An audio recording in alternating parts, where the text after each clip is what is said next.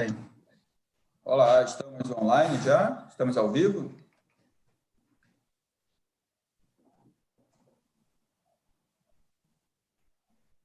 Bom, estamos ao vivo aqui, acabei de receber a mensagem. Olá, sejam todos bem-vindos a mais uma transmissão da Escola Superior de Controle Externo, um evento que visa discutir sobre a transparência e o controle social. O tema de hoje será a transparência dos recursos e gastos públicos em tempos de Covid-19. Temos aqui como convidadas a doutora Soraya Raquel, que é presidente do Conselho Estadual de Educação do Maranhão e que irá abrilhantar o nosso debate.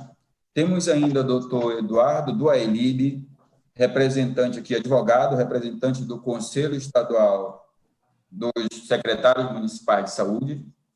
Doutor Wellington Rezende, auditor da CGU. A nossa live será transmitida através de Libras. Na nossa primeira hora, teremos Libras. E, apenas para efeito de organização, eu sou Jorge Lobo, serei o mediador dessa live. Cada um dos nossos convidados terá 15 minutos para falar sobre as funções do seu conselho, no caso do Dr. Wellington, da CGU e do Controle Social. E, após a apresentação de cada um, nós, então, encaminharemos as questões sobre transparência. Com a palavra, a doutora Soraya Raquel, para que ela possa fazer a sua apresentação e falar sobre as funções do Conselho Estadual de Educação. Boa tarde a todos que estão nos acompanhando. Boa tarde, doutor Jorge Lobo. Boa tarde, doutor Eduardo. Boa tarde também, doutor Wellington. Nós queremos agradecer ao convite, agradecemos em nome do Conselho Estadual de Educação por este momento, né? Que nesse momento de excepcionalidade, que cada vez mais esses momentos são indispensáveis nesse enfrentamento da pandemia. Nós temos conversado e discutido em vários momentos, em webinários e lives, falando dessa importância da aproximação cada vez maior com a sociedade, levar os esclarecimentos, ouvir a comunidade, ouvir a sociedade, porque nós vivemos um momento inédito, né? Essa pandemia nos trouxe vários desafios, não só na área de educação, mas em todas as áreas, né? A área de saúde, a área econômica, enfim, todas as áreas da sociedade. E cada vez mais nós precisamos buscar alternativas coletivas a partir do diálogo. Então, o Conselho vem trabalhando nesse formato, buscando realizando escutas, né? E elaborando dentro do seu papel normativas que possam orientar o sistema estadual de ensino do Maranhão. Com relação à função do Conselho, né, já vendo a importância, trazendo a LDB, a Lei 93/94/96, lá nós temos a organização do sistema educacional e nós temos os sistemas. Temos o Sistema Federal de Ensino, Sistema Estadual de Ensino e os sistemas municipais. Então, dentro dessa organização, cada sistema tem a sua atribuição, a sua competência. O Conselho Estadual de Educação, conforme está disposto no artigo 17, onde ele é constituído pelas instituições que fazem parte públicas, né, da rede estadual, as instituições privadas do ensino superior das redes municipais, quando possuem, né, as redes municipais possuem a oferta de ensino superior, e abrange também as instituições da rede privada pertencentes à educação, o ensino fundamental e ao ensino médio. Quando os municípios não dispõem de sistemas municipais, então, eles fazem parte já do sistema estadual, quando não há os sistemas municipais de educação. Então, nessa organização, o sistema estadual tem o objetivo de apresentar diretrizes curriculares, né, diretrizes para a elaboração de política educacional. E aí, tanto no ensino superior como na educação básica. Nesse sentido, tem o papel de mediador entre a sociedade e o governo, né? E também é responsável pela regulação da escola, a regulação, o disciplinamento, normatização da educação escolar. Então, nós temos todo um arcabouço legal nacionalmente, né? Nós temos as diretrizes do Conselho Nacional de Educação, mas no âmbito dos sistemas municipais e sistemas estaduais, quem elabora a partir dessa normativa nacional corresponde à atividade, à atribuição do Conselho Estadual e dos Conselhos Municipais, dentro da sua área de abrangência. Então, com essa competência que o Conselho tem, né, na normatização do ensino regular, nós temos os debruçados, conselheiros, né, toda a equipe do Conselho Estadual de Educação, tem discutido junto à comunidade e buscando oferecer e apresentar orientações nesse momento de excepcionalidade. Para tanto, no dia 26 de março, foi publicada a primeira normativa do Conselho Estadual. Lembrando que no dia 17 de março as aulas foram suspensas, né, no estado do Maranhão, e o Conselho se debruçou em discussão, inclusive nacionalmente, nós fizemos essa interlocução com outros conselhos estaduais também, nesse momento, que está sendo construído, porque a cada momento são novos desafios, né? E agora nós temos a exemplo a questão do retorno às aulas, que eu vou falar posteriormente. Então, está sempre o Conselho buscando essa troca de experiências, né, e interlocução com a sociedade. Então, no dia 26 de março, foi publicada a Resolução 94/2020, que traz orientações para o Sistema Estadual de Ensino. E isso é importante também para os órgãos de controle, né, terem essas informações. Por quê? Porque nós temos um formato, uma organização educacional, né, que agora precisa ser repensada. Então, se anteriormente nós tínhamos algumas ações que já estavam reguladas, ou então que já tinha todo um procedimento, agora nós temos que repensar, né?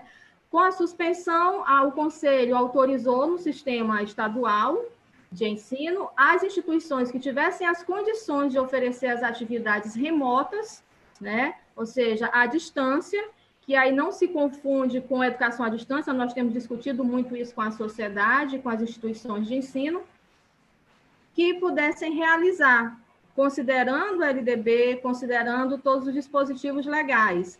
Então, nesse processo foi autorizado, né?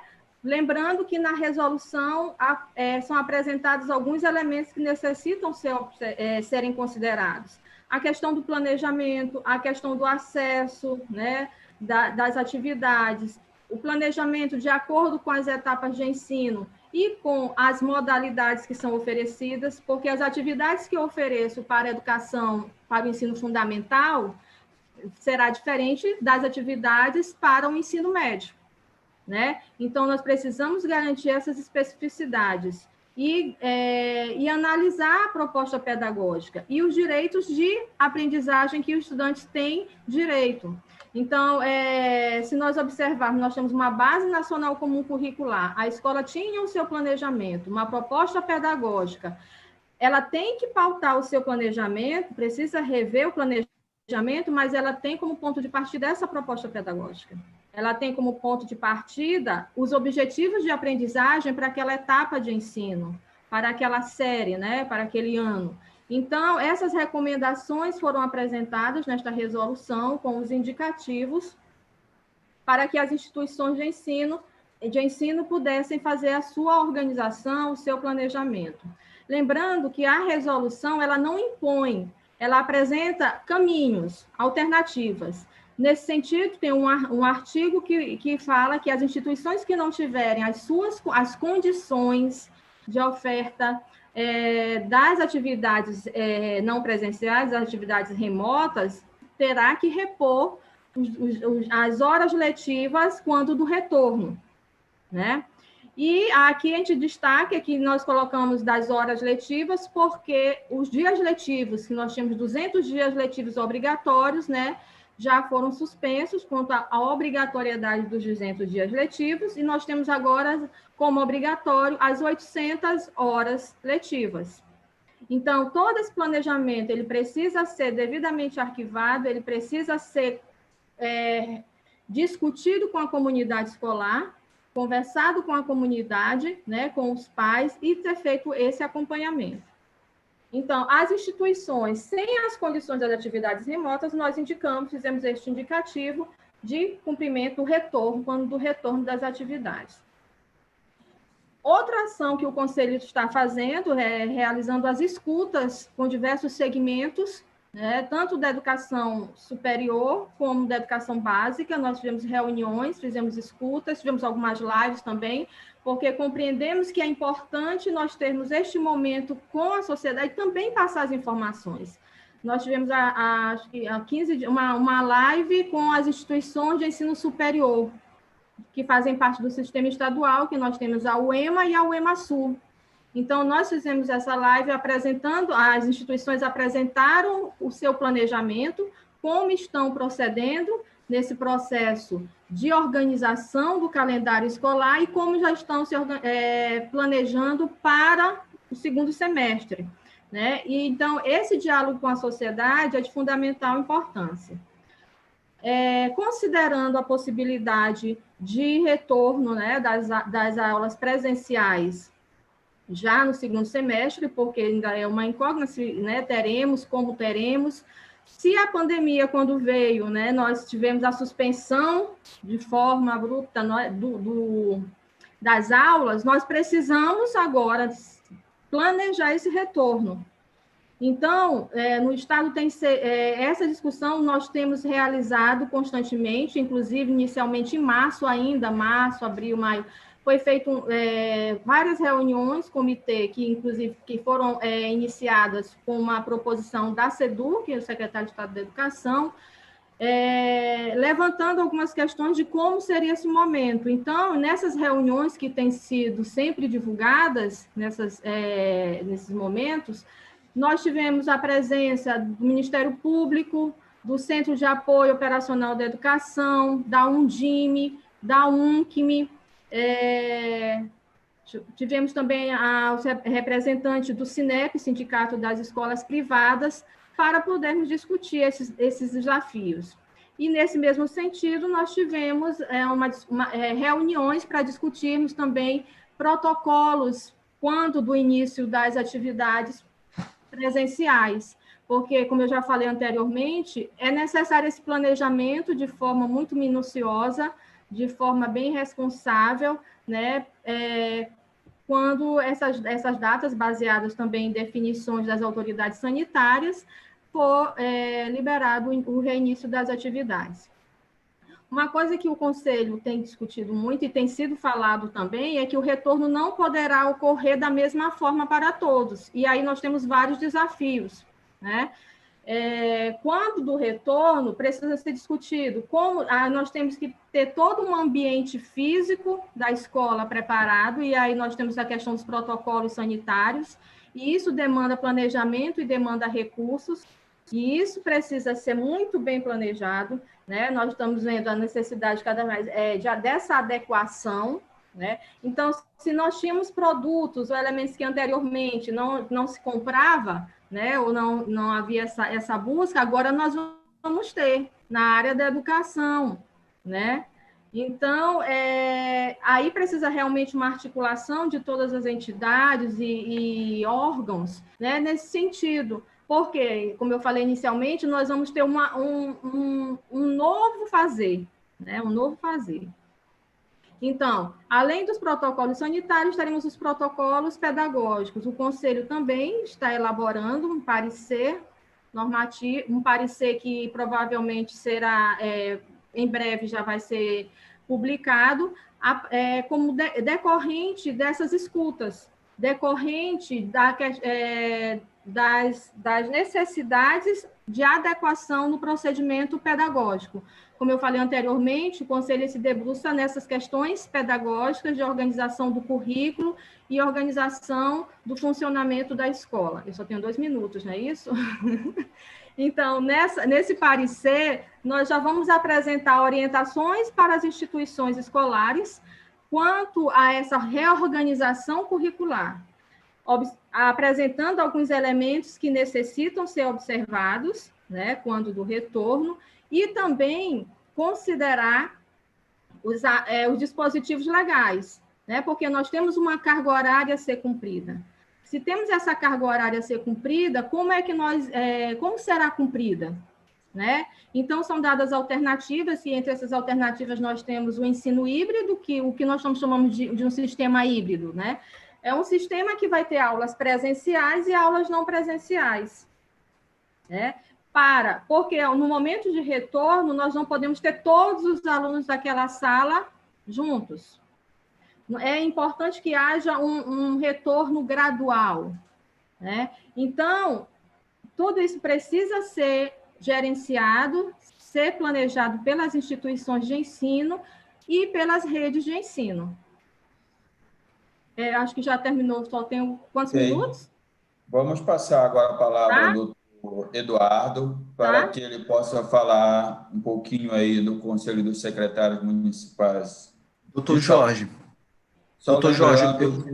pois não. Eu concedo 1 minuto do meu tempo para a doutora fechar o raciocínio dela. Perfeito, prometo cumprir os meus 9. Perfeito. Ixi, tá. Não, eu só quero agradecer e dizer que esse trabalho, né, que nós estamos fazendo de escuta, de elaboração das normativas, porque compreendemos a importância do processo de participação, garantir um processo participativo em que as instituições possam dar as suas contribuições. E aí nós nos colocamos à disposição para o segundo momento e que tenham as perguntas, os questionamentos. Muito obrigada. Obrigada, doutor Eduardo. Maravilha, então o doutor Eduardo aí vai falar um pouco sobre o Conselho dos Secretários Municipais de Saúde, só lembrando que nós teremos, após as apresentações, questionamentos sobre a transparência. Perfeito. Aí, ok? Então, doutor... Perfeito, doutor. Perfeito. Primeiramente, meu nome é Eduardo Doilib, para fins de registro, OAB MA 8491, sou advogado do Conselho Estadual de Secretários Municipais de Saúde e não posso falar sobre o Conselho se eu não falar sobre o Conselho Nacional e sobre todo esse processo que desembocou hoje nesse formato que é o SUS. Desde 1988, com o advento da Constituição brasileira, houve um processo de consolidação de um novo modelo alicerçado em descentralização e municipalização da saúde. Nesse contexto, surgiu com a Lei 8080/90 a criação da necessidade de alguns órgãos para gerenciamento e fiscalização, e também controle e que pudesse fazer essa interlocução, que é, no caso, o Conselho Nacional de Secretarias Municipais de Saúde, que é o CONASEMES, que nasceu a partir desse movimento social em prol da saúde pública e que legitimou como força política, assumindo uma missão de agregar e representar o conjunto de todas as secretarias municipais de saúde do país.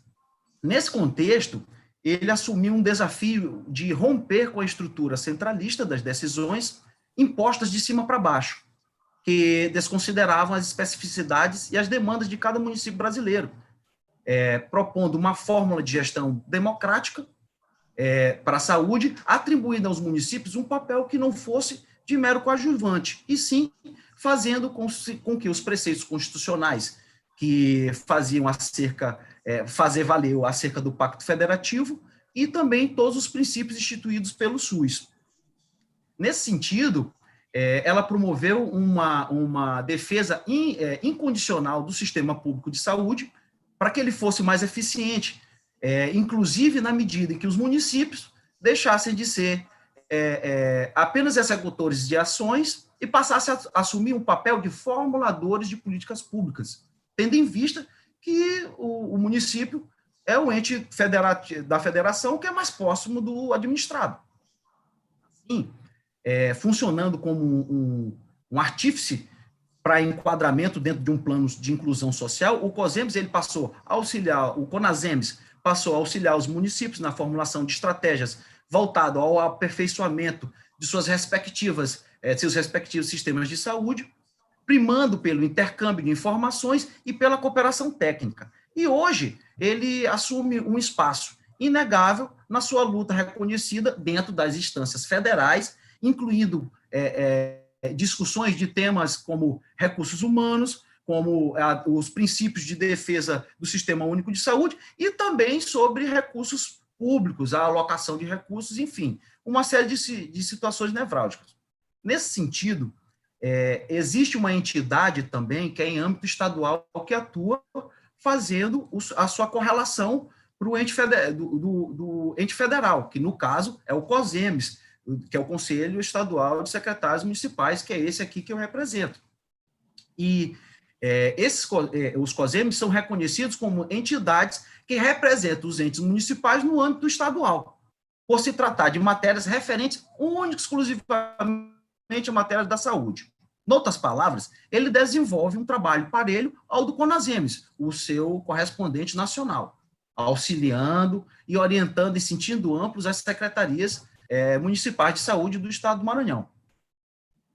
Mas, dentro de todas essas atribuições, para mim, o que está mais ligada ao tema, fora as outras questões de caráter técnico, como da atenção básica e uma série de outras, está a participação dele nas comissões intergestoras bipartite e a tripartite. No caso, a tripartite seria uma instância de articulação federal, que atua na direção do SUS, integrado por gestores das 3 esferas de governo, União, Estados e municípios, que tem composição paritária, sendo 5 do governo federal, 5 dos estados, que é o CONAS, que é o Conselho Nacional de Secretarias Estaduais de Saúde, e 5 indicados pelo CONASEMES, para que possam destrinchar sobre políticas públicas, sobre alocação de recursos, quais são os processos a serem implementados, enfim. Da mesma forma, o COSEMES, ele atua dentro da CIB, que é a Comissão Intergestora Bipartite, que também tem uma composição paritária, na qual o Estado apresenta os seus representantes, que são indicados pelo secretário, e o COSEMES ele indica os outros representantes. Nesse sentido, os secretários municipais de saúde, por meio de seus espaços de representação e debate entre si, eles necessitam utilizar do COSEMES para que eles possam adentrar nesse processo de pactuação e todos os seus anseios e necessidades de políticas públicas possam ser atendidos. Por exemplo, no caso aqui do Maranhão, são 217 municípios. Nós somos um estado que nós somos considerados meio norte. Nós temos características tanto do norte como do nordeste, enfermidades tanto do norte como do nordeste. Para você ter ideia, a gente só perde em número de biomas para a Indonésia. Enfim, então, é uma complexidade muito grande em que cada local possui uma necessidade e que essa necessidade, ela necessariamente vai ser atendida nessa comissão intergestora bipartite. Assim sendo, o gestor municipal de saúde, ele deve procurar o COSEMES do seu estado, porque cada estado tem um COSEMES, para discutir quais são as possibilidades de participação no processo e constituição e funcionamento da Comissão Intergestora Bipartite. Portanto, cumpre ressaltar que a preocupação com a aplicação de recursos públicos, ele vem desde a origem, desde a pactuação lá em cima na esfera federal, quando ele chega aqui na esfera estadual. Entretanto, quando os recursos eles são decididos para onde vão, a partir do momento que eles atingem os seus destinos, a nossa capacidade de fiscalização de recursos ela fica mitigada porque extrapola nossas competências. E o que nos resta?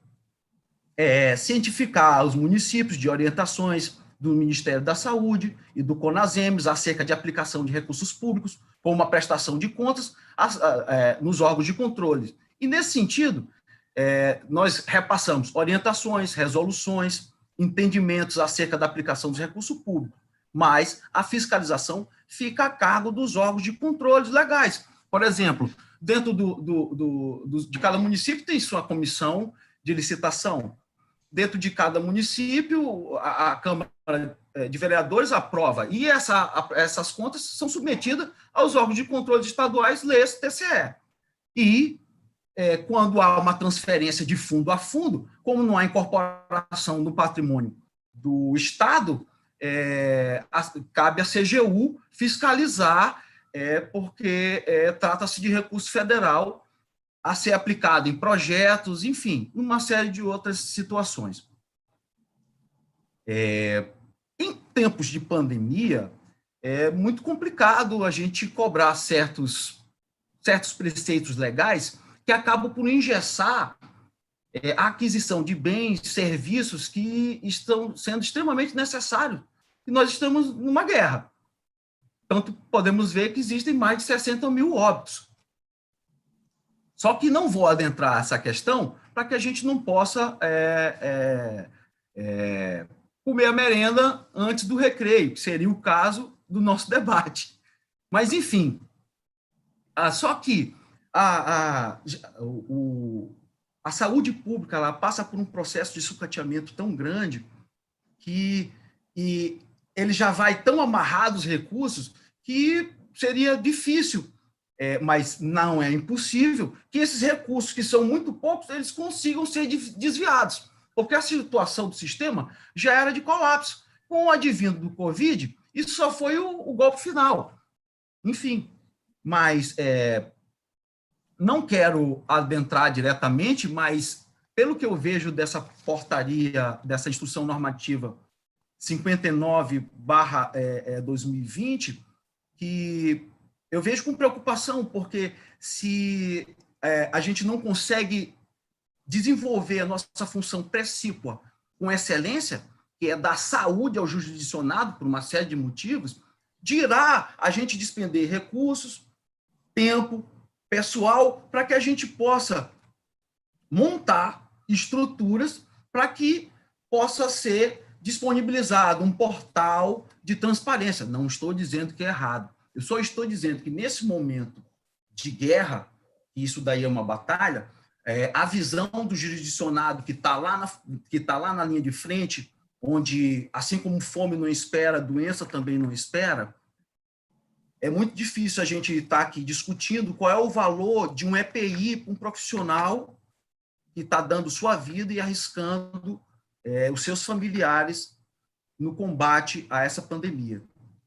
Enfim, vou encerrar a minha participação nesse momento, porque eu creio que faltam poucos minutos para extrapolar meu tempo, mas só uma questão que eu vou levantar em relação ao artigo 9º, que fala que tem que ter 48, se não passar 48 horas fora do ar, já vão ter sanções. Doutor, nós tivemos um problema enorme com a questão do prontuário eletrônico, frente ao Ministério da Saúde, porque existe local aqui no estado do Maranhão em que a internet ela oscila de forma abrupta e que vai ser difícil nós mantermos todas essas exigências previstas na instrução normativa. Mas encerro aqui o meu debate por hora e espero participar, a minha participação, e espero participar do debate. Muito obrigado a todos e boa tarde. Perfeito. Agradecemos aí a participação do doutor Eduardo. Ele já lançou aqui duas questões que são de extrema importância aqui para o nosso debate. Elas serão discutidas no devido momento. Passaremos agora a palavra ao doutor Wellington, só reforçando que o nosso tema é transparência dos recursos públicos em tempos de Covid-19, para aqueles que estão acessando agora o nosso canal do YouTube. E agora teremos com a palavra aqui o auditor federal Wellington Rezende, e já deixando de antemão aqui que nós temos dois representantes de duas instituições que são essenciais para o controle social, uma representando a educação e outra representando a saúde aqui nas pessoas dos nossos convidados. Doutor Wellington, a palavra é sua. Nós já temos 3 questões encaminhadas aqui para o nosso debate, que serão feitas assim que o doutor terminar a sua fala. Com a palavra.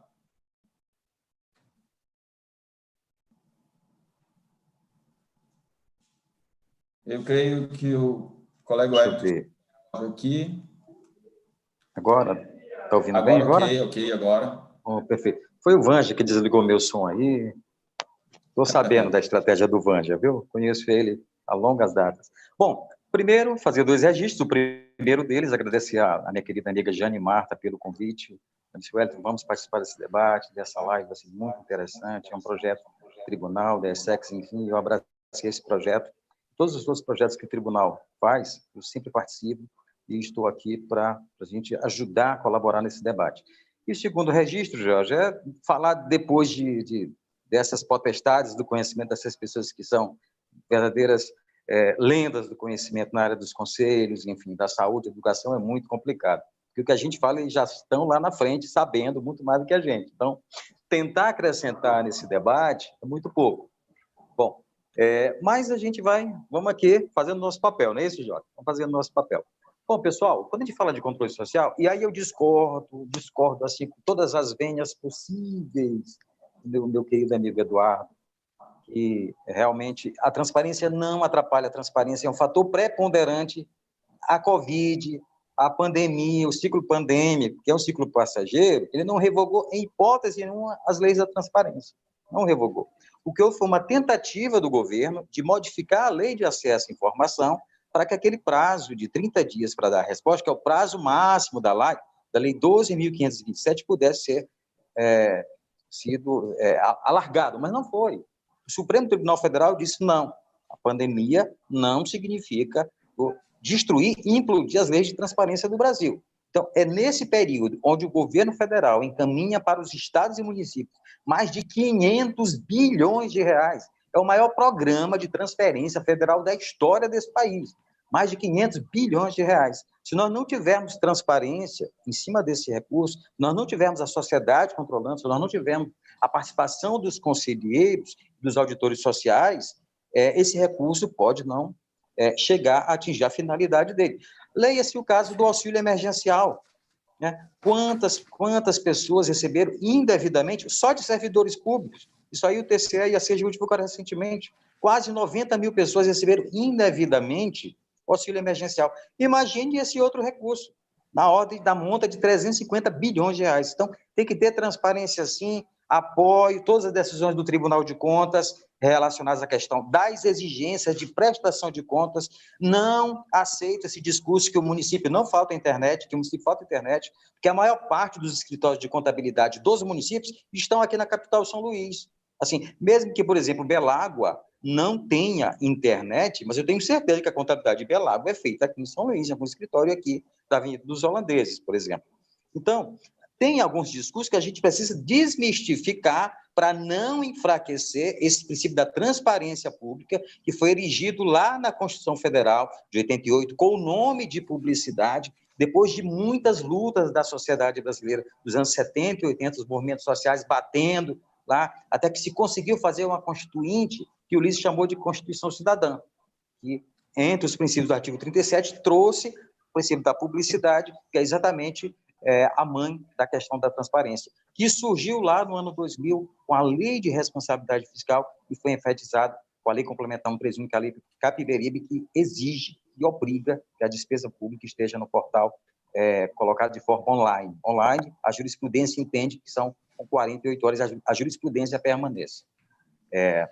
Em relação à questão dos conselhos, a gente tem detectado aqui no Maranhão, nós da Controladoria Geral da União, relatórios do TCU, relatórios do TCE, ações civis públicas dos promotores de justiça, decisões do Poder Judiciário, e o grande problema dos conselhos aqui no Maranhão não está naquele tripé que infelizmente a literatura coloca, que é legalidade, legitimidade e autonomia. Não é isso, não é isso.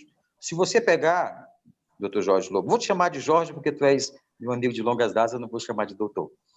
Cara, se você for pegar as irregularidades desses órgãos que eu falei aí, a maior parte delas decorrem da questão da integridade. O que é a integridade? É a honestidade do próprio conselheiro. Se ele não viu a prestação de contas, como é que ele vai dizer que a prestação de contas que está tudo ok com a aplicação do recurso? Né? Se a ata chegou na residência dele de madrugada para ser mandada é escaneada e mandada para o FNDE, mandada para o FNAS, mandada para o FNS, enfim.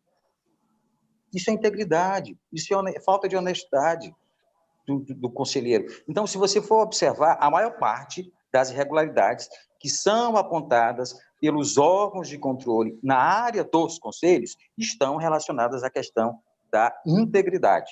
Em segundo, vem a questão da autonomia e terceiro, a questão da falta de conhecimento. Então, são essas três áreas que, principalmente, são feitas as principais irregularidades relacionadas à questão do conselho. Bom, um exemplo, o maior problema dos conselhos de saúde hoje no Maranhão é o seguinte: a maior parte dos conselhos é presidida pelos secretários municipais de saúde. Isso não pode. Isso aí é uma aberração, é um conflito de interesses horrível, Jorge. Como é que você é um gestor da pasta e, ao mesmo tempo, você vai se autofiscalizar? Você até pode fazer isso, mas você não pode dizer que a sua prestação de contas está correta, porque foi você que fez a execução do recurso. Então, quem executa não pode ser o mesmo que avalia, não tem sentido. Isso aí é um estupro daquelas funções de FAIOL lá antigas, planejamento, direção, avaliação e controle. Não dá. Então, esse é um dos grandes problemas do Maranhão. A maior parte dos secretários de saúde dos municípios fazem parte de conselho, ou presidem conselhos. E aí você tira totalmente a autonomia do conselho. Quem é que vai falar alguma coisa com o secretário lá presente? Quem é que vai colocar seu parecer adverso na ata com o secretário lá presente? Então, as pessoas, infelizmente, a maior parte dos gestores do Maranhão, infelizmente, não entenderam que o controle social é importante, que a participação popular é importante, que isso gera desenvolvimento. Quem está falando isso é o Wellington Rezende? Não, isso aí é Robert Putnam, que é um dos maiores estudiosos americanos, Gonzalez, na Argentina, Wöhlers, nos Estados Unidos, que eles detectaram o seguinte: todas as vezes que o distrito, que o município, que a cidade, ele tem um índice de participação elevado, você tem uma melhoria do desenvolvimento local. Então, basta trazer a população para o cenário, basta trazer a transparência para o jogo, que a gente vai ter, com certeza, uma melhoria da política pública. E o que é que acontece quando você tem uma melhoria da política pública? O Estado não precisa cobrar mais tributos da sociedade. Por que o Estado tem que cobrar tributos da sociedade? Porque ele não consegue cumprir as suas políticas públicas. E todas as vezes que o Estado aumenta a carga tributária, ele tira da nossa mesa. Ele nos impede de ter um lazer com a nossa família, ele nos impede de sair para jantar com a esposa. Enfim, a Margaret Thatcher tem uma frase muito bonita que eu acho interessante, que eu trago sempre nas palestras.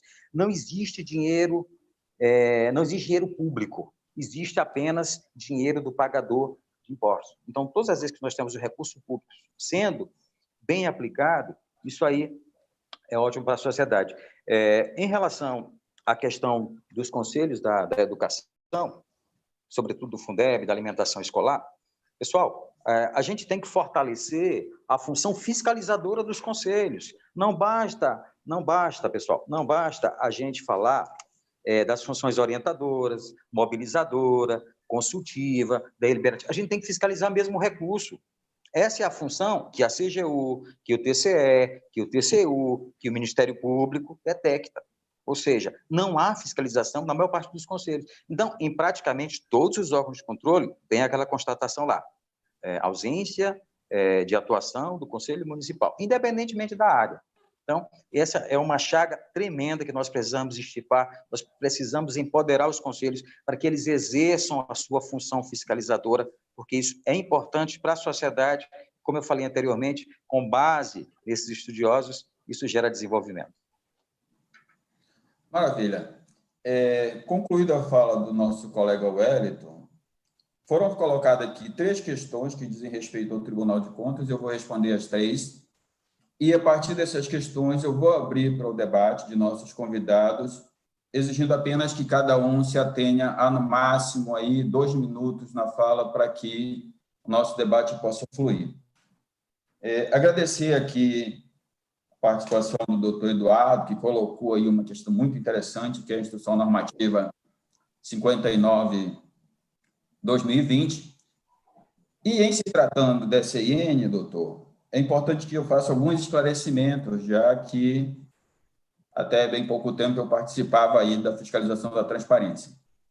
Em primeiro lugar, é importante que se saiba que a transparência é uma evolução do processo de publicidade que se tinha até bem pouco tempo. Até então, para que a administração pudesse comprovar a legalidade dos seus atos, necessário seria apenas dar publicidade através de diário oficial e jornal de grande circulação. Se eu perguntar hoje para qualquer um dos nossos convidados aqui quem leu o diário oficial hoje, todos diriam que não, muito menos o jornal. Maravilha, doutor Eduardo. Se fosse meu aluno, eu já ia ganhar um ponto. Ó. Ossos do ofício, doutor. Tem que ler o diário oficial. De qualquer forma, a sociedade em geral não tinha acesso a essas publicações. Com a pandemia, eu sempre costumo dizer que há um processo de evolução na legislação, porque a legislação ela existe em função das necessidades da sociedade. Então, ainda que o legislador ele busque atender essas necessidades, com a própria evolução, a legislação precisa ser atualizada. Então, o que nós temos, na verdade, foi uma evolução do princípio da publicidade para a transparência. Porque até então, nós tínhamos jornais, nós tínhamos ali um acesso muito irregular à informação. Hoje, nós temos a transparência. E o tribunal, atento a essa evolução da sociedade, implementou a Instrução Normativa 59/2020, que trata exclusivamente da transparência, ou seja, a partir de agora, os municípios podem informar aos seus cidadãos a forma como estão gastando os seus recursos através de portais. É óbvio que a tecnologia ainda não está acessível a todos, digamos assim. Mas é importante que se possa evoluir nesse sentido. Afinal de contas, o jornal, da forma como se conhecia, aí no tempo meio de Wellington, que somos os mais idosos aqui dessa transmissão, não é, Wellington? Era muito comum, se lia jornal ali todo fim de semana, haviam pessoas que liam até todo dia o jornal. Mas não se tem mais isso. Até os grandes jornais do Maranhão já estão reduzindo a sua publicação, o seu acesso. E hoje todos têm acesso aí ao WhatsApp, têm acesso ao Instagram, têm acesso às redes sociais, em especial aos sites. Então, é importante que se saiba que a transparência ela é uma evolução do princípio da publicidade. A outra questão que o doutor colocou é sobre o site ficar fora do ar por 48 horas e o município poder sofrer um processo de fiscalização mais apurado. Essa situação ela não é definitiva, certo? Assim que o município regulariza, ele volta para o status de município regular, assim que o site volta. E, como o doutor sabe, em todo o processo existe a defesa. O município pode se defender, ele pode informar que foi um problema lá da TI, que foi um problema, talvez, do contrato com contabilidade, que não foi pago em tempo e cortaram lá a oferta do serviço. Nós, que somos doutores, sabemos de todos esses problemas. E o tribunal está atento a isso. O que é que se quer, na verdade? O que se quer é dar uma estrutura para que a sociedade saiba como fiscalizar. A propósito, a Instrução Normativa 59, ela até amenizou a fiscalização, porque ela passou agora a ranquear os municípios e não mais deixar como irregular por um item só até antes dessa IN. Antes da IN, se tivesse irregular um ponto do município, ele já caía. Agora, não, você é ranqueado por itens. Eu vou deixar depois aí no link da transmissão a Instrução Normativa com a nossa matriz de fiscalização, para que todos saibam que o tribunal, na verdade, faz um monitoramento. E o tribunal ele tem uma função muito importante, que é a função educativa. Não é a intenção do tribunal punir os municípios, penalizar os municípios. Nós sabemos que o que se quer é salvar vidas. Essa é a intenção primordial, tanto dos prefeitos, como do governador e do presidente, e de todos os agentes públicos. A vida tem que estar em primeiro lugar, sempre. O que ocorre, doutor, é que nós temos que ter um mínimo de regulamentação, porque assim como existe a boa-fé em se fazer o processo, também existe a má-fé. Então, é assim, o tribunal precisa monitorar e precisa manter o controle. E, a partir dessa IN, o tribunal monitora e mantém o controle. E aí, já encaminhando a pergunta aqui da nossa Ana Peluzzi Oliveira Xavier, feita aqui pelo nosso canal, ela diz o seguinte, e é direcionada ao tribunal também: como o TCE se relaciona com o controle social de forma a descentralizar a fiscalização dos gastos públicos. Maravilha. Vou responder também. O que o tribunal tem feito? O tribunal estabeleceu um portal chamado Portal do Covid-19, onde qualquer cidadão de qualquer município pode acessar e basta simplesmente digitar o nome do seu município que ele vê despesas no âmbito da saúde, por exemplo, certo? Então, o tribunal disponibiliza a informação dentro do seu portal, o tribunal também disponibiliza todos os relatórios de transparência no portal para que o controle social possa acompanhar. O nosso contato para a sociedade é diretamente em nossos sites. Então, quem acessar lá www.tce.ma.gov.br vai aparecer logo na primeira página um banner chamado Portal do Covid-19. Um clique nesse portal, você tem acesso às licitações do município que foram feitas com recursos da saúde e você tem acesso, inclusive, aos acompanhamentos da transparência. Mas volto a ressaltar, doutor, todos os processos do tribunal, eles são passíveis de defesas e o município, assim que comprovar que não houve má-fé, não houve nenhum, digamos assim, interesse da administração em derrubar o site, o processo é arquivado ou extinto, não havendo qualquer punição nesse sentido para o município.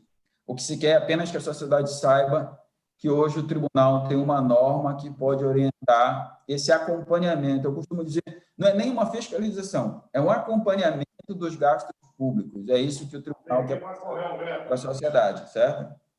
Agora, uma pergunta aqui para nosso colega Wellington Rezende. Doutor Wellington, o doutor Wellington comentou sobre a falta de participação efetiva dos conselheiros. Pergunto, o que órgãos como a CGU e TCE aqui, né, podem fazer para que esse cenário mude? Wellington, com a palavra. Perfeito, Jorge.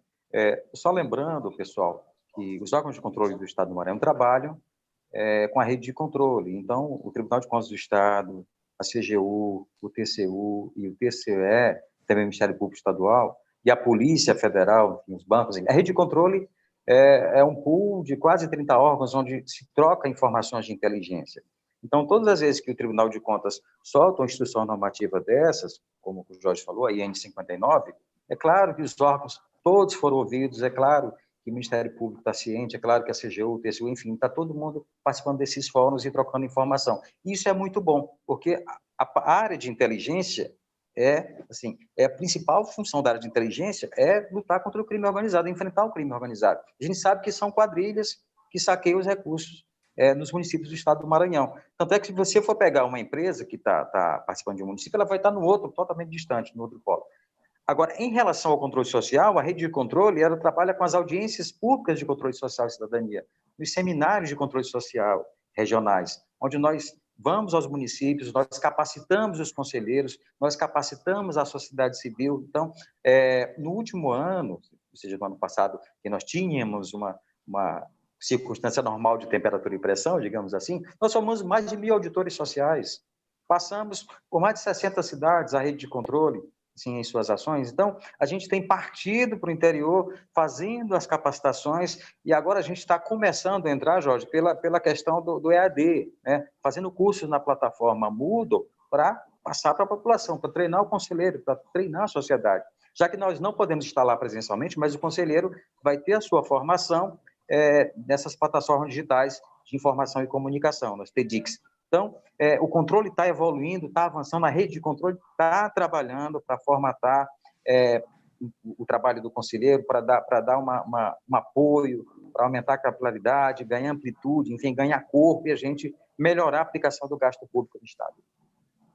Bom, já que o TCE foi citado aqui, só para a gente concluir aqui a resposta da Kelly, eu acho que é isso. Bom, o TCE ele vem trabalhando, inclusive, através dessa iniciativa da Escola Superior de Contas, para prestar esclarecimentos à sociedade e atuar de forma educativa. Esse é um dos eventos que o TCE está utilizando. O TCE também disponibiliza instruções dentro do nosso próprio site. E aí já deixo aqui a chamada para os nossos colegas Vanja e Jane, que irão aí direcionar agora, através do nosso canal do YouTube, as nossas orientações.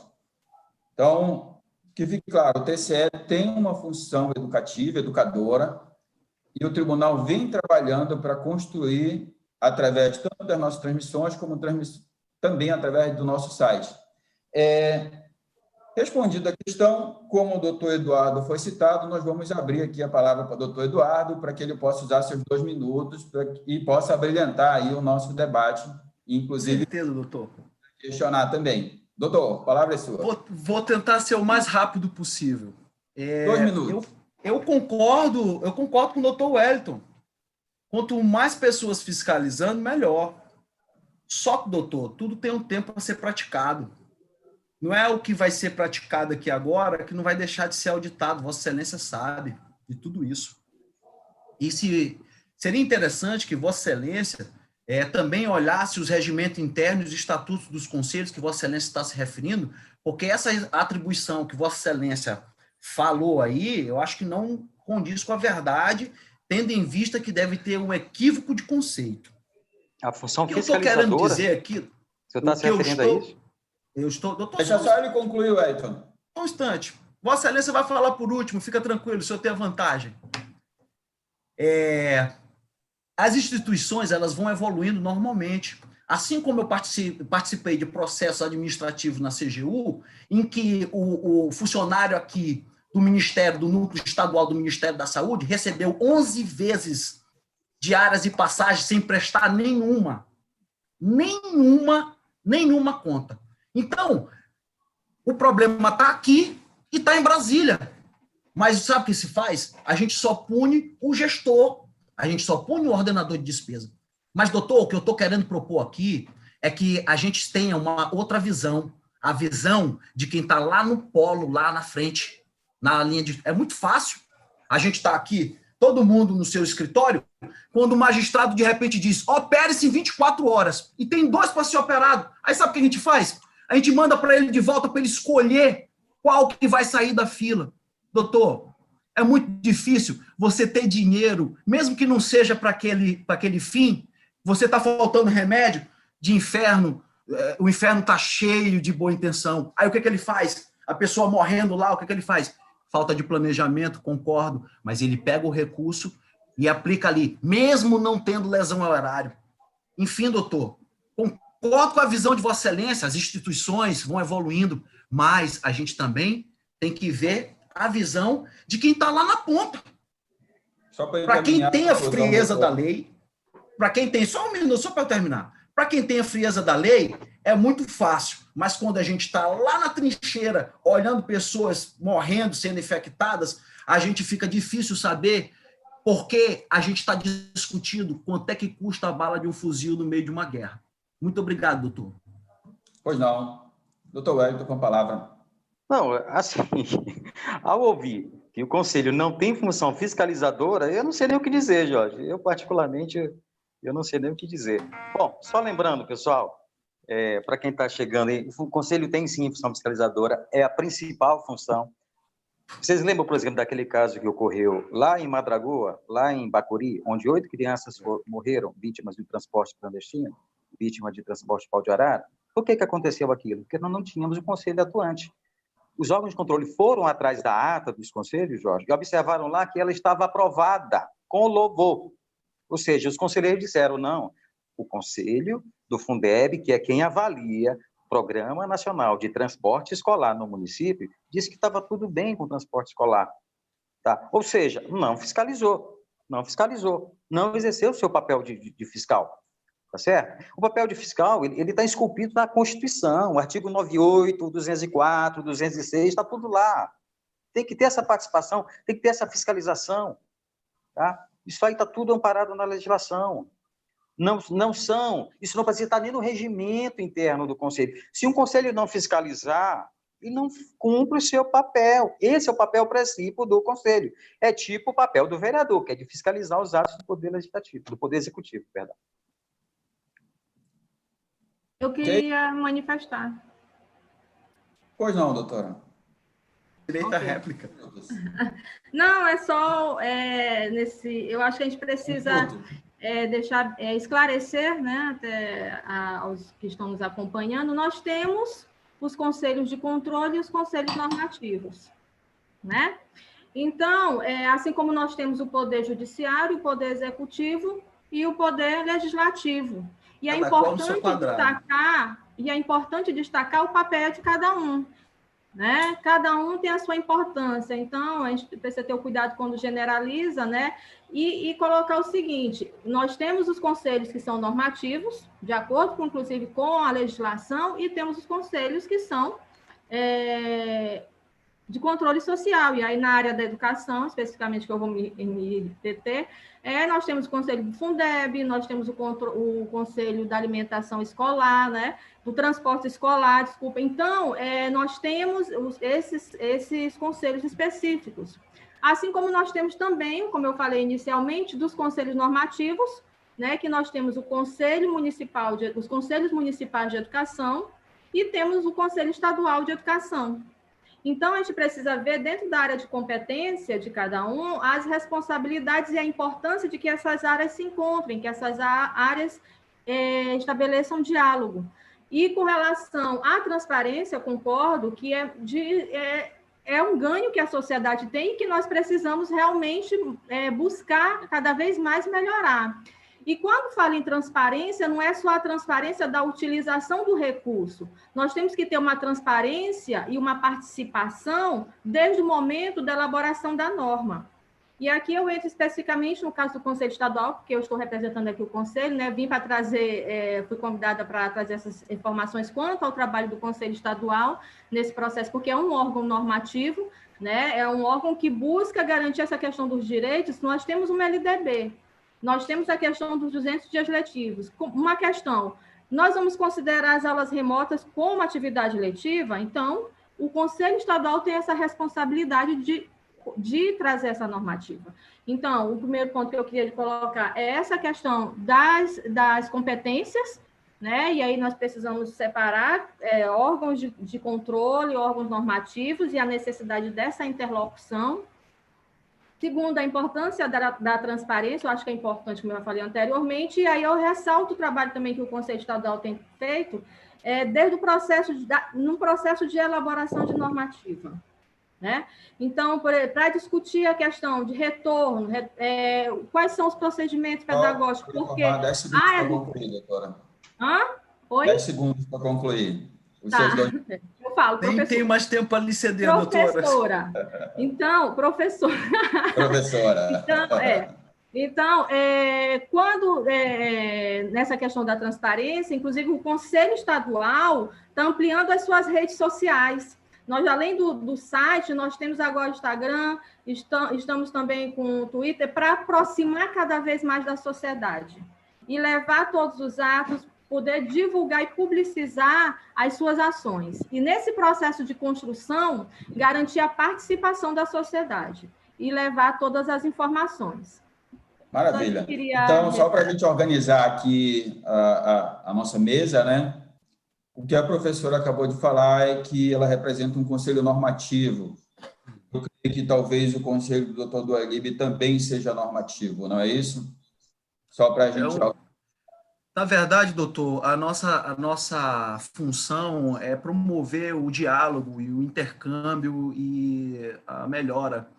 Agora, tem que lembrar que em qualquer história, as histórias não são feitas só de protagonistas. Protagonistas só existem se existem antagonistas. E antagonistas também são pessoas. E pessoas merecem respeito, merecem dignidade, e sem vida é causa de extinção de punibilidade, é causa de... Você não consegue, sem o direito à vida, você não tem outros direitos a galgar. Compreendo, concordo, mas os meus constituintes ele têm outra visão. Ok. Jorge, eu queria só fazer um esclarecimento aqui, que quando eu falo de conselho, só para deixar a Soraya mais tranquila. Você que é a nossa maior autoridade aí em conselho. Não, respeitadíssimo, só que quando tem gente do outro lado. Quando nós falamos de Referência. conselho, quando nós falamos, Soraya, de conselho, eu estou falando de conselhos que são fiscalizados pela CGU, pelo TCU, pelo TCE, tá bom? Eu não estou falando desses conselhos normativos que tu estás citando. Eu estou falando do conselho do Fundeb, da alimentação escolar, da assistência social, de saúde. Só para ficar claro. Só fazendo uma parte aqui, tem uma pergunta Perfeito. de respeito à tua colocação, então eu vou encaminhar, que é uma pergunta aqui de uma seguidora aqui nossa. Ela diz o seguinte: Berenice Gomes, eu creio que se encaixa perfeito na tua fala. Berenice Gomes, eu gostaria de saber qual a diferença entre os conselhos normativos e o do controle social. A pergunta é para o Hélito e para a nossa professora aí do Conselho de Educação. O Hélito pode concluir, certo? E aí depois a professora fala também um pouco dessa diferença entre esses dois conselhos, ok? Bom, o nosso objeto de estudo, Jorge, dos órgãos de controle, não são os conselhos normativos. Tanto é que eu nunca fiscalizei o Conselho Estadual de Educação na vida. Agora, o Conselho do Fundeb, da alimentação escolar, sim, na área da educação. Então, o nosso objeto de estudo é esse. Então, sobre isso eu posso falar. Então, qual é a função principal dos Conselhos de Acompanhamento e Controle Social? Qual é a função principal? Fiscalizar, tá? Essa é a função. Saber se o recurso público foi bem aplicado, saber se a criança recebeu uma merenda na escola, saber se o transporte escolar não está sendo pau de arara, saber se o professor foi dar aula, tá? Esse é o papel do Conselho de Acompanhamento e Controle Social. É verificar se o recurso público atingiu a sua finalidade. Ok. Professora, para os nossos ouvintes aí, né? Qual a diferença entre o seu controle normativo e o Conselho de Controle Social? Basicamente o que o doutor Wellington falou, né? Essa diferença, né? Os normativos já estão nesse processo de elaboração das normativas. Exemplo, nós temos a LDB, nós temos a questão dos 200 dias letivos, eu vou exemplificar na educação, né? E temos as 800 horas. Né? As 200 dias letivos, eles foram suprimidos agora, nesse período de excepcionalidade. Mas quem vai dar... isso foi suprimido. E isso é importante para o Conselho, que vai analisar as contas de prestação de conta, como o doutor Hélio falou, né, essa de controle social, porque ao analisar vai ter que analisar se isso está apoiado nas orientações do Conselho Estadual.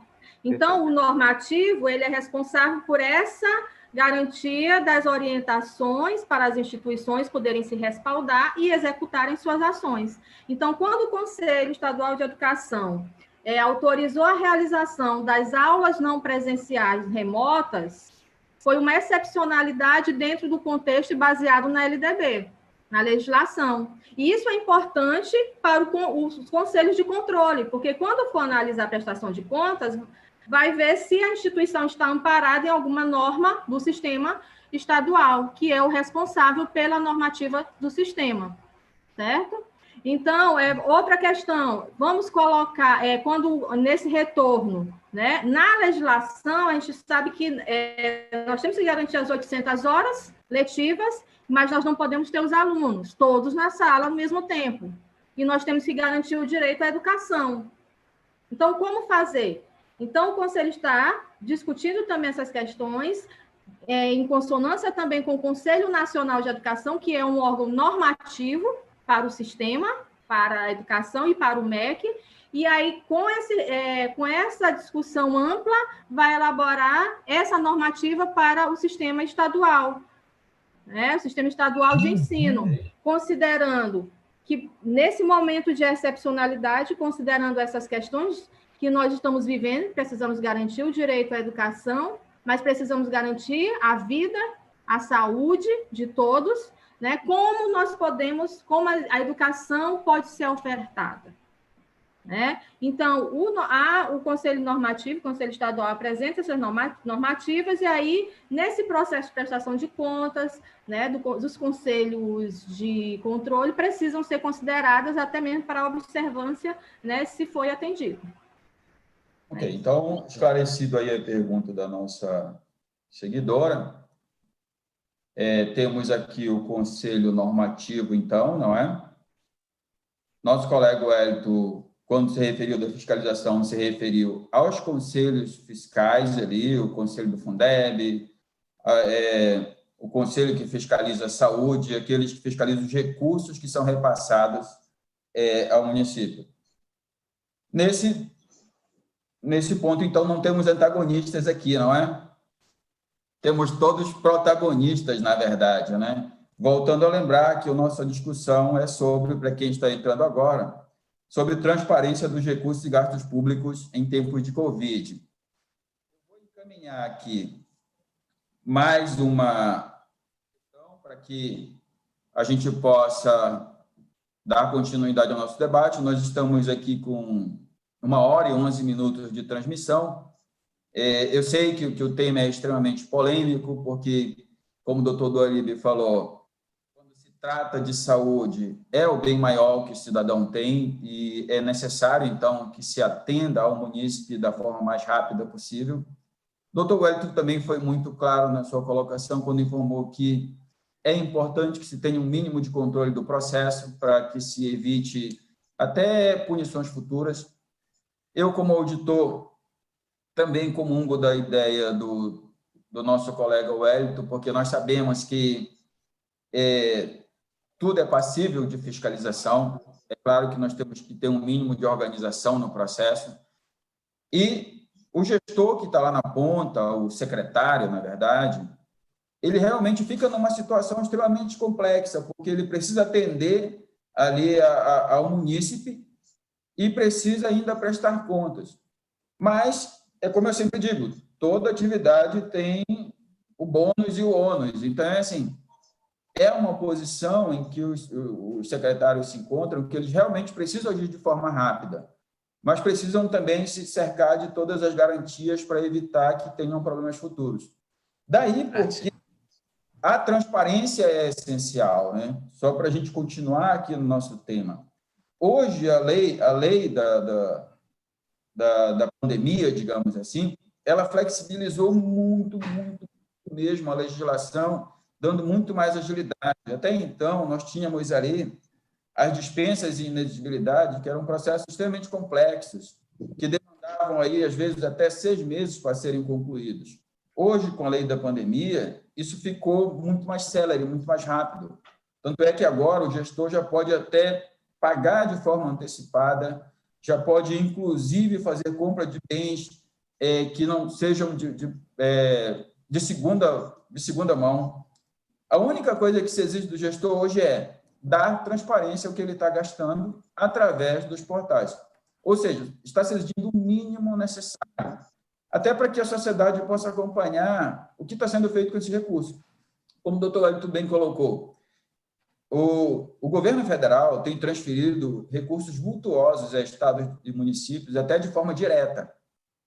E a lei deixa bem claro ali, eu creio que no artigo 4º, só se deseja que se dê transparência ao gasto. Basicamente isso. Depois haverá, claro, uma prestação de contas sobre isso, mas o que se quer hoje é que o cidadão que está sendo atendido lá na ponta saiba em que foi gasto o dinheiro. Basicamente isso que se está exigindo hoje em tempos de Covid, em tempos de pandemia. Concorda, doutor? Vamos agora ao doutor Eduardo. Concordo com Vossa Excelência. Agora, eu queria só aproveitar o ensejo, só para esclarecer uma dúvida. Eu estou com o Estatuto do Conselho aqui em mãos. Vou ler aqui. Objetivo, denominação, fundação. Artigo 1. O Conselho de Secretários Municipais de Saúde do Estado do Maranhão, POS-MA, constitui uma associação civil sem fins lucrativos, possuindo personalidade jurídica de direito privado, conferido pelo Cartório de Registro Civil, registro de pessoas jurídicas, na forma prevista no Código Civil, atuando no âmbito estadual, com autonomia técnica, administrativa e financeira, dotado de patrimônio próprio, destinado a congregar os secretários municipais de saúde do Estado do Maranhão e seus respectivos municípios, visando a integração técnica administrativa, respeitando a sua competente autonomia e regendo-se pelo presente estatuto, pela legislação federal, estadual e municipal pertinentes. Então, assim, só esclarecendo a dúvida, não tirando a razão do doutor Wellington, que é uma sumidade, é uma referência dentro de questões de conta, e mostrando só que apenas não faz parte de nossas atribuições fiscalizar. Se é uma incongruência, se é alguma agrura da lei ou algo nesse sentido, isso daí é uma outra situação, sendo que a nós não cabe fiscalizar. Gostaria só de retirar essa dúvida, ok? Aqui só fazendo aqui uma colocação do Ribamar Nojosa, né? E ele diz, é fato que a politização dos conselhos enfraquece sua atuação de forma mais efetiva. E aí ele pergunta, de que forma os órgãos de controle podem agir ou até mesmo coibir essa prática lesiva e recorrente? Eu creio que essa pergunta seja aí para nosso colega Wellington. Wellington. Opa, Nojosa. Nojosa é nosso colega aí do tribunal, né? Eu acho que é o mesmo Nojosa. Tá ligado aqui, sempre com pergunta difícil, né? Sempre com pergunta difícil. Essa é a característica do Nojosa. Estou para cortar. Também com essa inteligência toda que ele tem aí, não tem como fazer pergunta fácil. Bom, o Eduardo já esclareceu, quando a gente fala de conselho, né, Jorge? A gente está falando do Conselho Municipal de Saúde, que é aquele conselho que vai lá, já feito as devidas esclarecimentos. Já está tudo claro. Já está tudo claro. Vocês dois, já está tudo claro. Porque é para os nossos seguidores, ouvintes, não entenderem, não achar que conselho tudo é igual. Não é. Perfeito. Bom, Nojosa, eu acho que a coisa tem que partir mesmo. Uma vez eu pensei eu fiz até um projeto de pesquisa que criava um índice de transparência para os conselhos, né? Aí eu pensei em aprimorar esse índice, Jorge, e aí trabalhar com o Ministério Público para que o Ministério Público fizesse firmasse taxas com os municípios, né?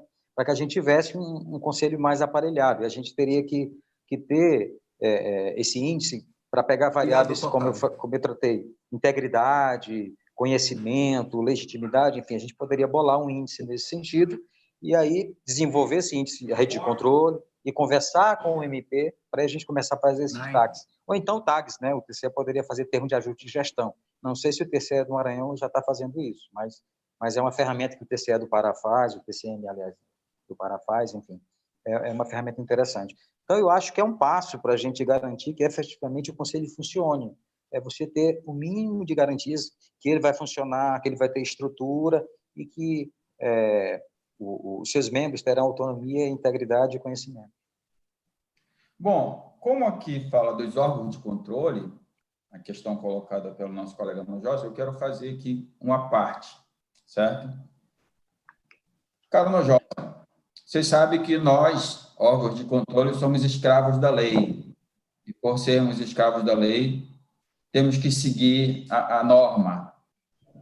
E a regulamentação dos conselhos permite esse tipo, eu falo dos conselhos fiscais ali de Fundeb, né, que é o conselho que o Wellington conhece muito bem, permite esse tipo de composição. Ao Tribunal de Contas, compete receber denúncias e encaminhar processos, mas nós não podemos mudar a estrutura do conselho. Então, eu faço um chamado aqui a todos que nos ouvem, a toda a sociedade, que usem o Tribunal de Contas, que utilizem a CGU, porque nós somos seus servidores, nós somos seus funcionários. Então, é assim, a cada denúncia, a cada representação que se faz, o Tribunal, a CGU, fica mais atuante, fica mais forte, assim como o Ministério Público. Na live passada, que eu fazia semana passada, foi colocada uma questão muito parecida com essa, e um dos nossos ouvintes falou, existe muito aquela questão de que as coisas não funcionam muito bem no Brasil, a gente faz a denúncia, mas ela não anda, alguma coisa desse tipo. E um outro ouvinte disse da seguinte forma, eu sozinho fiz 17 denúncias, 9 foram arquivadas, 13 eu não sei o que aconteceu lá, aí eu sei que ele fez uma conta, mas 2 andaram, e deram uma dor de cabeça imensa para o gestor. Eu fiz uma continha bem pequena e disse, vocês já imaginaram, se 1.000 pessoas fazem 17 denúncias, 10.000 pessoas, 500.000 pessoas fazem denúncias. O problema são os adversários políticos. Realmente, mas aí o que acontece? A sociedade... Mas se a oposição não tem fiscalização, né? Infelizmente, a sociedade ela não acordou ainda para essa função do controle social que o Wellington vem aí como se fosse um Dom Quixote de La Mancha batendo sozinho contra os moinhos de vento. Mais para Sancho Panza. É importante que a sociedade saiba que ela é o verdadeiro fiscal. Eu sempre costumo dizer, quando chega uma denúncia no tribunal, é por causa de um inimigo político, é verdade. Ou então o segundo colocado na licitação. Eram eles que movimentavam isso. Então, acaba que era uma coisa muito direcionada. O que nós queremos é que aquele cidadão, que é o pai lá do menino que está na escola, faça uma denúncia de que não tem merenda. Ou o cidadão que usa o posto de saúde faça uma denúncia de que o respirador não chegou lá. Por isso a transparência é muito importante, porque se ele acessar o site, ele vai ver que para a prefeitura X foi 1 milhão para comprar respirador. O processo vai redondinho para o tribunal, infelizmente. Isso acontece, vai para a CGU também. Então, nós precisamos muito que a sociedade atue, porque quem sabe onde está o problema é quem mora lá. Eu costumo dizer que se eu ou o Wellington chegarmos para fazer uma auditoria no município sobre coleta de lixo, vai ter, no dia que a gente chegar, um caminhão com a logomarca, tudo bonitinho, um processo redondo e funcionário uniformizado. Tudo redondo, tudo feito. Nós saímos de lá, o caminhão desaparece, aparece uma carroça, e a pessoa que vai fazer a limpeza ainda é paga com dinheiro da educação. É desse jeito.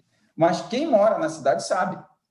Quem mora na cidade sabe o que está acontecendo. Outra coisa que é importante, se o recurso for para construir uma escola num determinado povoado, nós que estamos aqui em São Luís não sabemos, mas quem mora lá sabe qual é o povoado, sabe onde está a escola.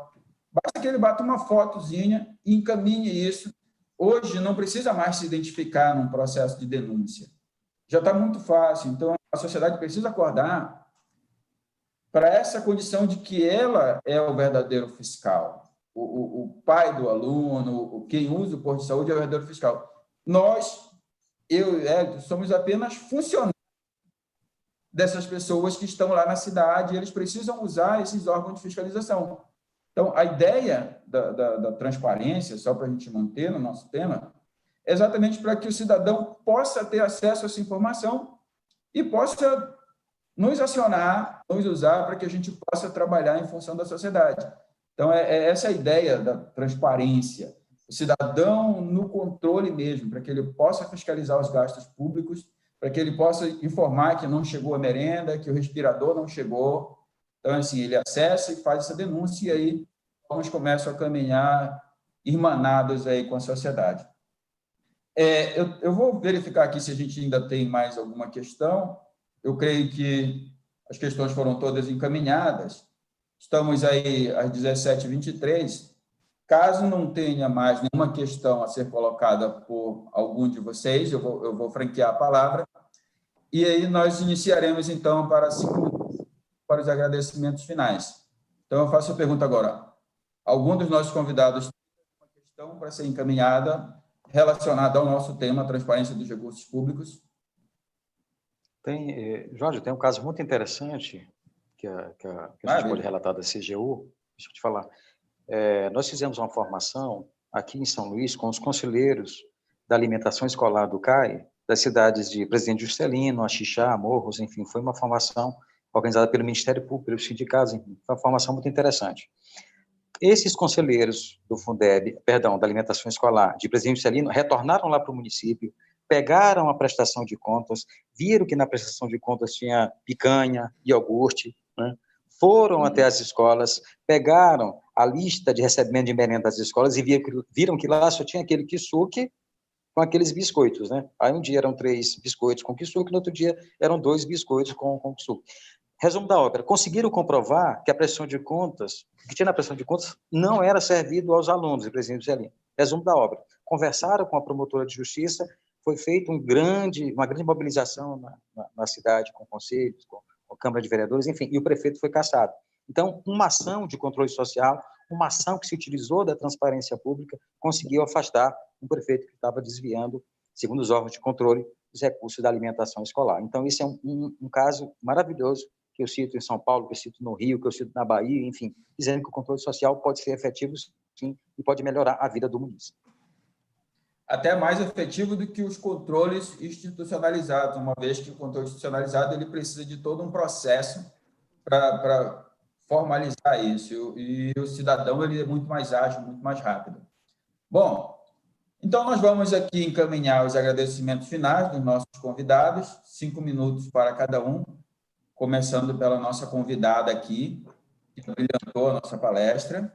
Então, 5 minutos para a professora encaminhar os seus agradecimentos e considerações finais.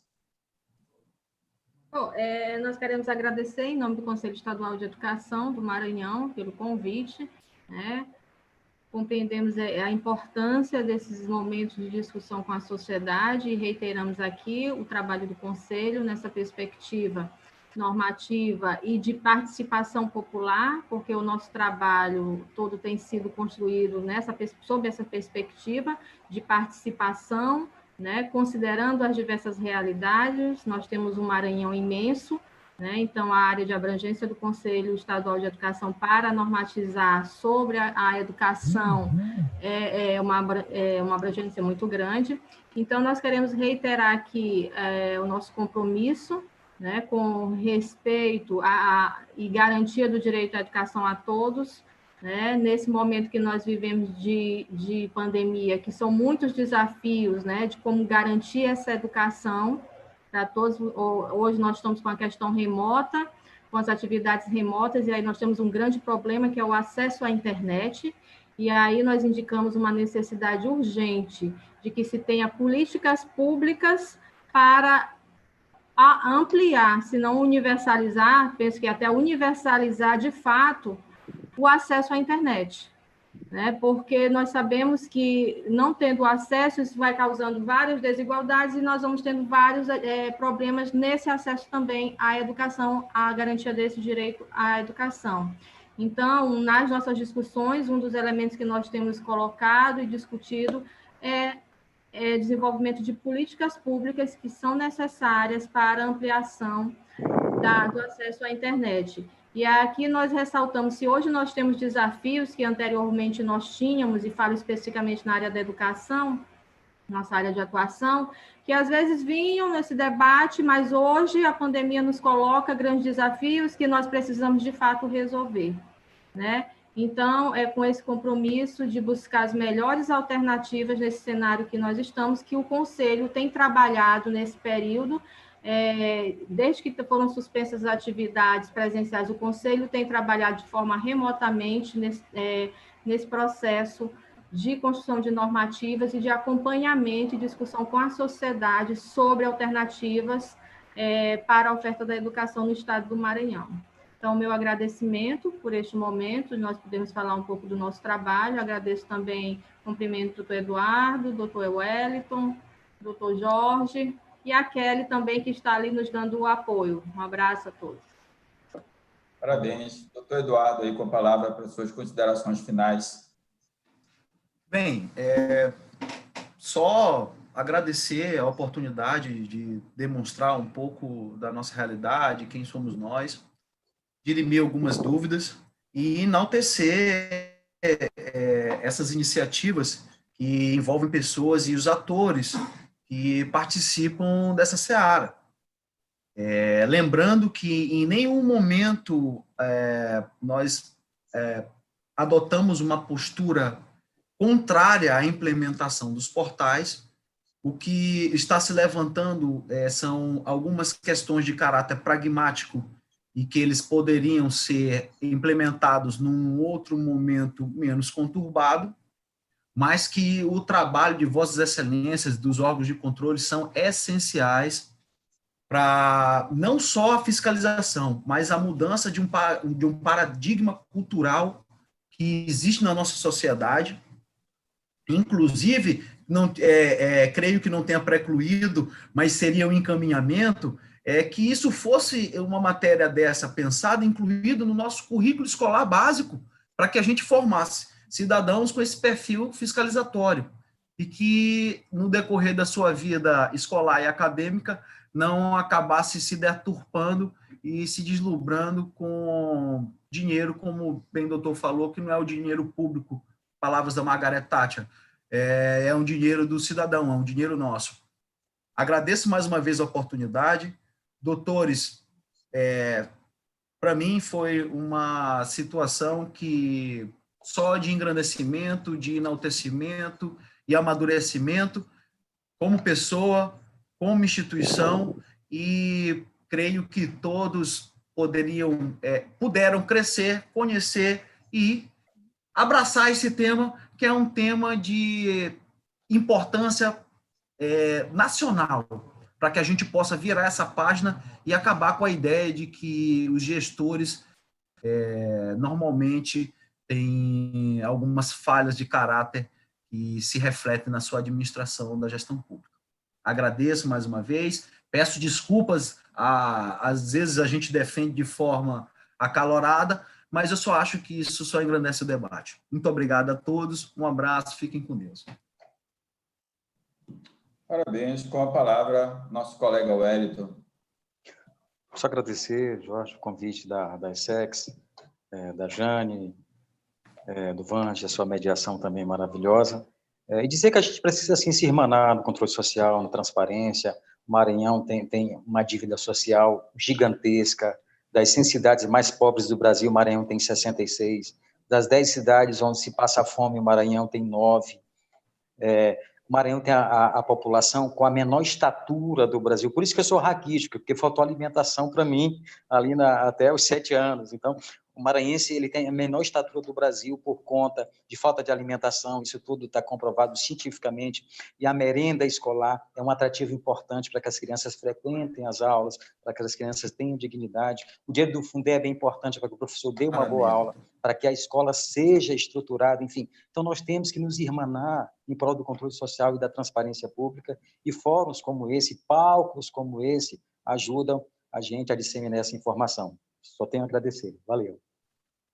Maravilha. Eu queria aqui, em nome da Escola Superior de Controle Externo, agradecer a todos os nossos convidados, informar que eles abrilhantaram o nosso debate e trouxeram conhecimento à sociedade. A ideia é essa, que nós possamos ter cada vez mais discussões e debates no sentido de que a sociedade possa saber o que o controle externo está fazendo, TCE, CGU, para que o cidadão possa saber que tem órgãos que estão ali amparando essa fiscalização, amparando o cidadão. E já quero deixar o convite aqui para todos que nos assistem para as nossas próximas lives, que serão aí pela nossa Escola de Controle Externo, todas direcionadas aí para o trabalho da fiscalização feita não só em transparência, mas também em controle de gastos de pessoal, controle de processo licitatório, certo? Então, aqui eu deixo meu agradecimento em nome da Escola de Contas a todos os partícipes. Gostaria de desejar aí um bom fim de semana a todos, e a escola sempre estará de portas abertas para orientar e esclarecer a toda a sociedade. Muito obrigado.